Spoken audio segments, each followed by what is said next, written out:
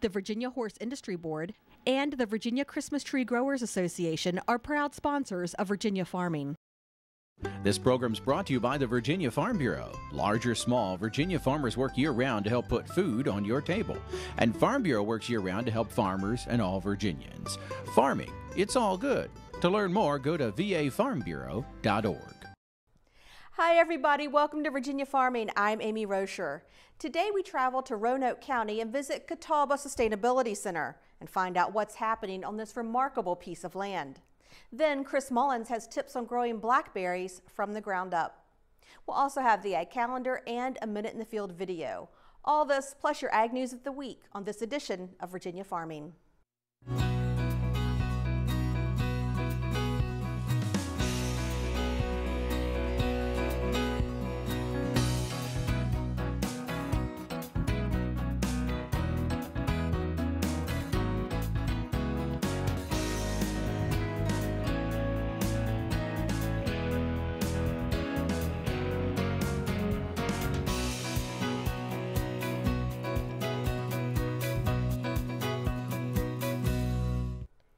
VDAX has confirmed the first case of eastern equine encephalitis in a Virginia horse this year. The horse, a 12-year-old miniature mare, was from Chesapeake and had not been vaccinated for Triple E. The disease has a mortality rate of 80 to 90%, so prevention is a key part of equine health. Vaccination and mosquito control and avoidance are the central elements of prevention. The National Agricultural Statistics Service reports that 10,000 more acres of soybeans were planted this year. Alfalfa hay is up 5,000 acres, and peanut growers planted 4,000 more acres. Crops seeing a decrease in acreage are corn, down 10,000 acres, cotton, down 2,000 acres, and barley, down nearly 8,000 acres. But don't let the decreased acreage fool you. Virginia farmers are harvesting as much, if not more, compared to last year's numbers. Well, Shenandoah Valley Meat Co-op invited chefs from the D.C. area to tour some Virginia farms to see where and how their meat animals are raised. Clinton Hours has the story. A tour sponsored by Capital Meats stopped in Rockingham County and gave D.C. restaurateurs an inside look at where their food comes from. They could observe firsthand the care, labor, and eco-friendly practices that go into raising the food they use on a day-to-day basis. Does anybody have any questions before we go on in? 2012 was our first farm tour, and we had about 35 chefs that came down. And basically, it started just as a way to get chefs and end users down here to meet the farmers, see some of the calves in the field, see some of the animals before they were, as they're finishing. And it's just a great educational process. Bus tours are conducted that allow chefs to visit creameries, cattle farms, as well as agricultural sites, allowing more than just an educational journey, but a chance to build friendships with these gracious farm owners, as well as network with them. I mean, any farm tour that you do, I think it's a valuable thing because you get to see who is raising the products that you use at work. And as a chef, it's important, that you start out with a good product. I love the Shenandoah Valley. I think it's beautiful. I think it's a great experience. Again, like just getting to see where your food's coming from, and meeting the people. It makes it more personal. I think when you're doing business with somebody you've actually met and you've been to their house, and they make you delicious blueberry muffins. We're producing a natural product. No antibiotics, no hormones. We're working to beef quality assurance standards, which are standards for humane treatment of the animals, the vaccination protocols, how we wean the animals, how we treat the cow herd as a whole. They're getting a good premium product. These tours will continue to grow the very important relationship between the Virginia producers of the valley and the end users of the restaurant industry. Reporting for Virginia Farming, I'm Clinton Hours. Thanks, Clinton. A new small batch bourbon distillery will open in the city of Newport News. Ironclad Distillery is the first craft distillery in revitalized downtown Newport News and will create 8 new jobs in the city and source 100% of its corn, wheat, and rye needs from Virginia agricultural producers. The Commonwealth of Virginia is partnering with Newport News and Ironclad Distillery on this project through the governor's aphid fund. Well, Virginia Agriculture in the Classroom is offering up to $500 to schools that plan to conduct an agriculture project in the coming academic year. Activities that integrate information about food and fiber in a daily curriculum will be considered. Now, past grants have funded school gardens and greenhouses, chicken hatching projects, and field trips. Applications are available at agintheclass.org. Virginia Tech's Catawba Sustainability Center is getting a facelift. We'll find out what goes on there and what the future holds for this beautiful parcel of land. Straight ahead on Ag Insights.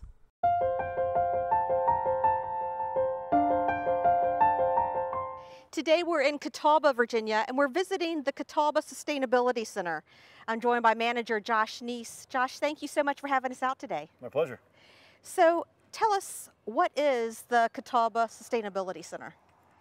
Well, the Catawba Sustainability Center is a 377-acre Virginia Tech property in the Catawba Valley in Virginia. So it's just west of Salem and about 20 minutes from downtown Roanoke.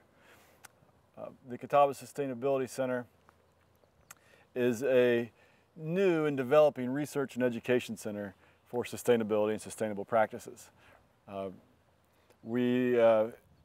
It's a research and education center for interdisciplinary practices related to sustainability. Okay, so let me stop you right there. Okay.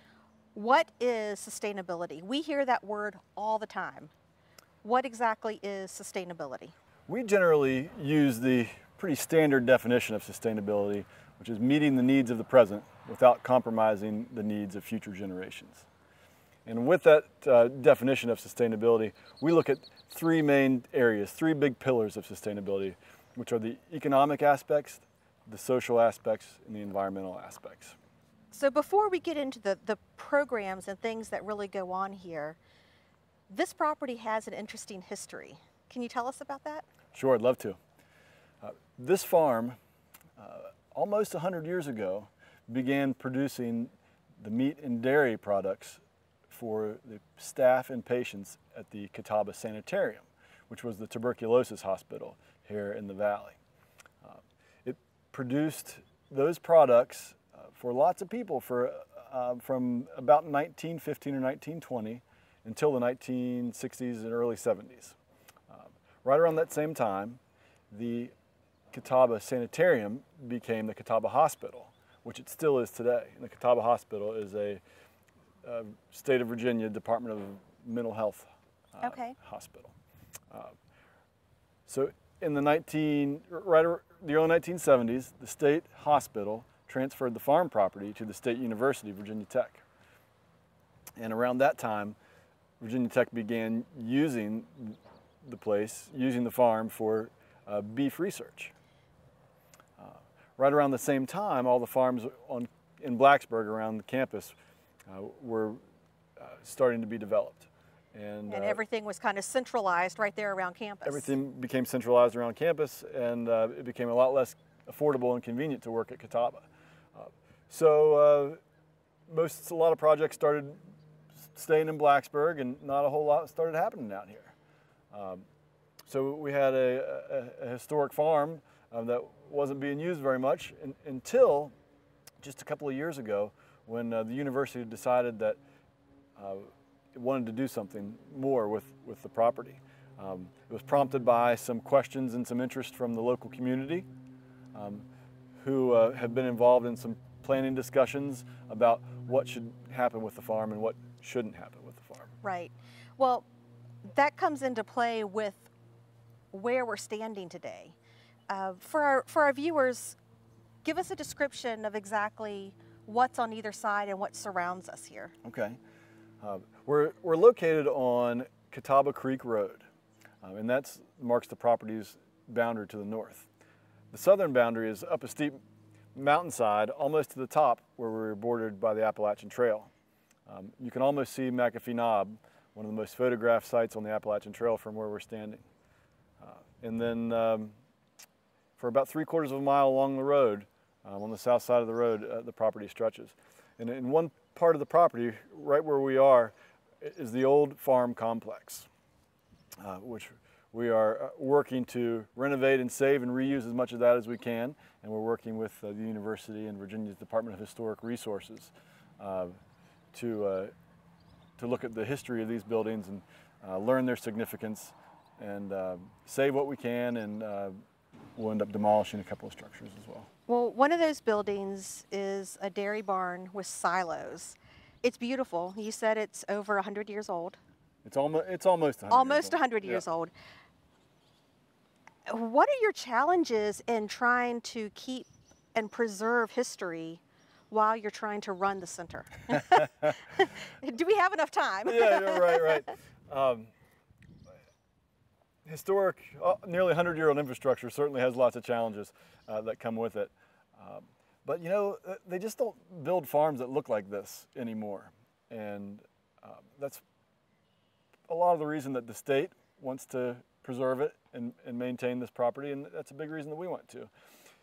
And you know, it's a lot easier and probably cheaper in a lot of ways to come into an old farm property and get rid of all the old infrastructure and build new. But we're not going to do that here. And so it presents challenges of trying to figure out how to renovate those things and how to pay for it.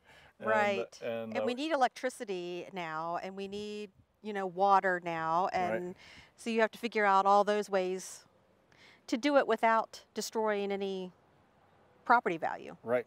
And a lot of those systems that you just mentioned, electricity and water, were put into this property over the course of 50 or 60 or 80 years without, so we don't know everything about them. So right. we spent a lot of time trying to solve some of those mysteries and learning about the buildings and the infrastructure. And so that's one big part of the story right now is what are we going to do with these buildings and how are we going to do it? We are trying to put new roofs on all of the structures that we're going to keep. There's a few structures that aren't part of the original historic farm complex that we're going to demolish this summer or fall. Okay. We've already had some of the buildings, we've already put some time and money into some of the buildings on making sure that they don't get any worse. So we've had walls replaced on a couple of old barns. And this summer we are installing a whole new water system out here. So all new water lines, new well pump, and all those kind of things. And this gives us a great jumping off point for our programs and research and demonstrations. You said it's not cheap and finding the money to pay for it, but now you're having to redo these water lines and redo some of the electric and bring it up to date. Mm-hmm. Where is the money coming from to help sustain the Sustainability Center? Well, before we can worry too much about sustaining anything, we need to get it back up to where it needs to be so that we can use it. We haven't done such a great job sustaining it over the last 50 years, so now we're having to catch up. Right. As far as funding goes, we don't know where it's all going to come from quite yet.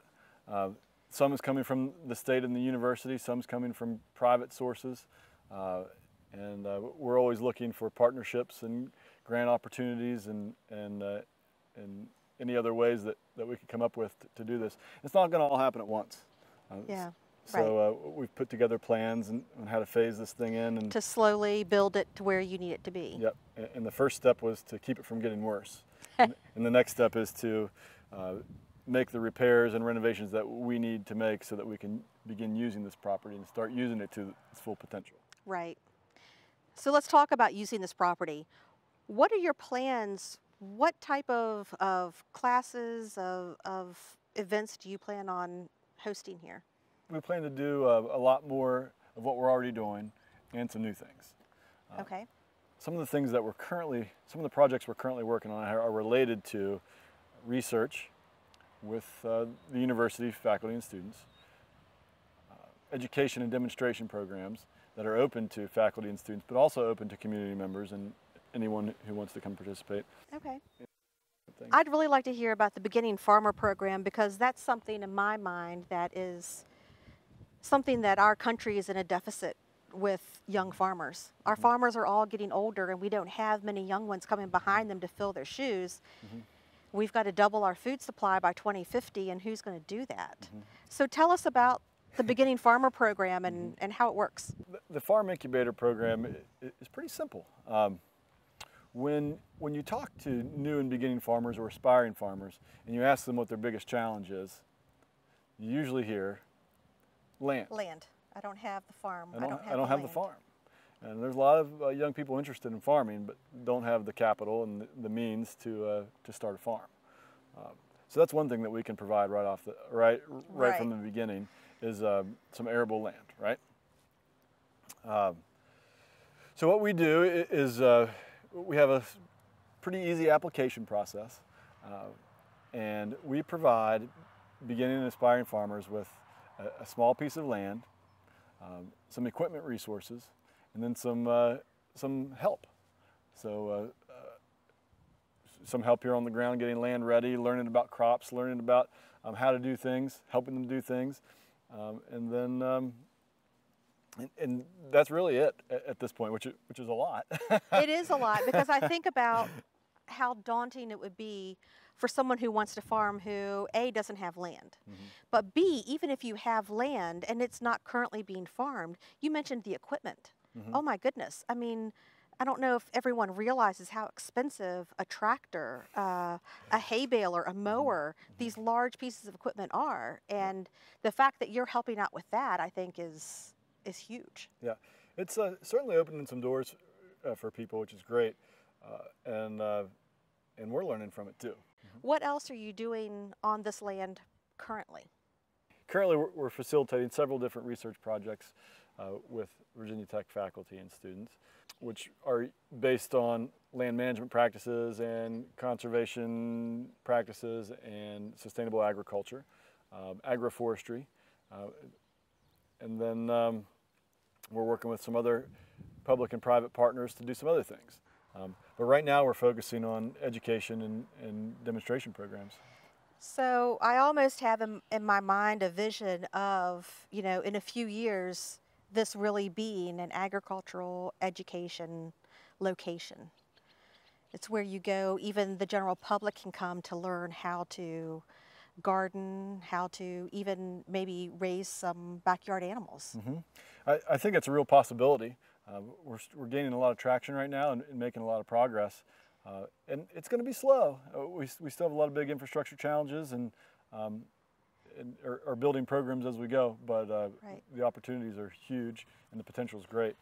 I think you'll see us being able to get into other aspects of sustainability, these other important things like energy production and water quality and quantity and some of these big issues. Big issues. Yeah. So if any of our viewers are interested in the Beginning Farmer program or the center itself, where should they go? Anyone interested in the programs or the center should visit our website and could just give us a call. Well, Josh, you've got so much going on here and so many good things, and I know it's going to be amazing once everything comes together. So thank you so much for having us out today. It's been a lot of fun. Yeah, you're welcome. My pleasure. Hope to see you again. Okay. We'll be right back.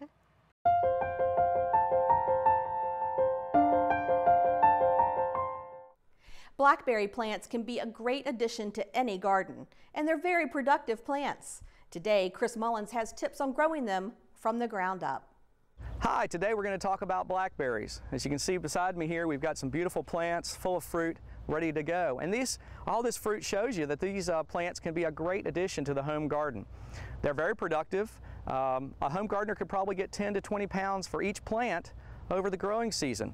So they're a very nice plant, not too much disease and insect problems. They're a perennial crop, so they're going to be here for a long time for you in the garden. One thing you have to think about, though, if you're going to plant blackberries, is site selection. And one of the things you need is a site that's got full sun, and you need to think about, as these plants get bigger, having plenty of room. So you don't want to put them too close. You can see these rows are about 10 feet apart, and spacing within the row is about 4 to 5 feet between each plant. So plenty of space and full sun, and that's a good site for blackberries. Now let's go look at how we might start planting these plants. Well, as you're thinking about planting, one of the first things you need are plants. And you can buy bare-rooted plants that can be put in the ground in a lot of Virginia in March. And potted plants with the root ball attached can be put in after the last frost. They can be put into ground that's got a pH of around 6.5 to 7. Sandy soil is very good. Heavier soils, if you can amend it with some organic matter, will do very well for blackberry. Blackberry plants can require a lot of water throughout the season, and this is one way to irrigate or provide water through this drip irrigation line. Water comes down here and drips out right at the base of the plant. They might require as much as 1 inch a week during the growing season. And another thing that helps keep that moisture in is mulch. The mulch that you see here is a hardwood mulch, and it can be applied to the surface here. It'll of course keep weeds down, and probably more importantly, it'll keep that soil moisture in the ground. You just need a couple different types of blackberries, some that have thorns on the stem and some that are thornless. Of course, the thorn varieties are going to stick you a little bit when you work on them. So thornless varieties can be nice for the home gardener, and there are lots of different types of those, lots of different varieties. Some produce crops earlier, some produce crops midsummer, and some late summer. So if you were a home gardener that wanted to put all 3 of those types in there, it would give you a longer range of harvest throughout the whole summer. Now, one thing that blackberries need are going to be a trellis system. These plants grow up, but they will fall over, so they need to be trellised up on wires. What you see here is a trellis system that has, that's called a V-trellis system, and it has wires, about 6 wires, high tensile wires, and they are going to be holding up the canes. As they grow up, the canes are tied to these wires, and it just supports them, keeps them from falling down, gives you a lot of air movement through there, so you'll have less disease problems. This is something that you can build the first season because you don't need it that first season, but it can be a very important part of your blackberry production area in your garden. So after you have done all this work, one of the things that you really get to enjoy are the fruits of your labor. These beautiful, large-sized blackberries, sweet and juicy, ready to eat for you and your neighbors. For more information about blackberry production, please contact your local county extension office. From the Ground Up, I'm Chris Mullins. We'll see you next time. Taking a look at the ag calendar, county fair season is upon us, and here's a look at a few of the fairs around the state. I really encourage you to visit your local county fair and celebrate rural lifestyles and support the youth in their animal shows and sales. Remember, these youth are our future food providers. That does it for our show. Thanks so much for watching and have a great week. I'm Amy Roscher for Virginia Farming.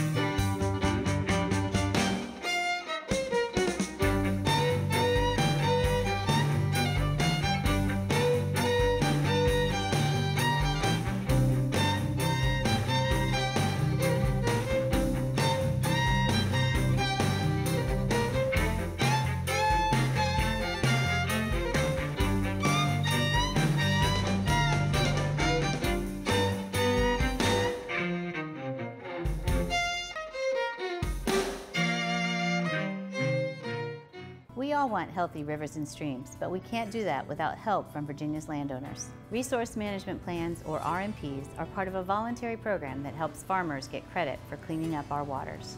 And once you have an RMP, you are exempt from any new water quality requirements for 9 years. The Virginia Department of Conservation and Recreation has funds available to help you implement these plans. Contact the department today to learn more. Thank you. This message sponsored by Virginia's agriculture community. Check out Virginia Farming on Facebook. Virginia Farming's Facebook page is a great way to stay connected with Virginia agriculture. You might even find some humor there too. You'll find links to events and happenings all over the Commonwealth that are of interest to farmers and consumers alike. So connect with us and share your stories and photos with the Virginia farming community and keep up to date on all things agriculture. Virginia Farming on Facebook. From apples to zucchini, Virginia farmers work hard to put food on your table. And Farm Bureau works year-round to help farmers and all Virginians. Farming, it's all good. To learn more, go to vafarmbureau.org.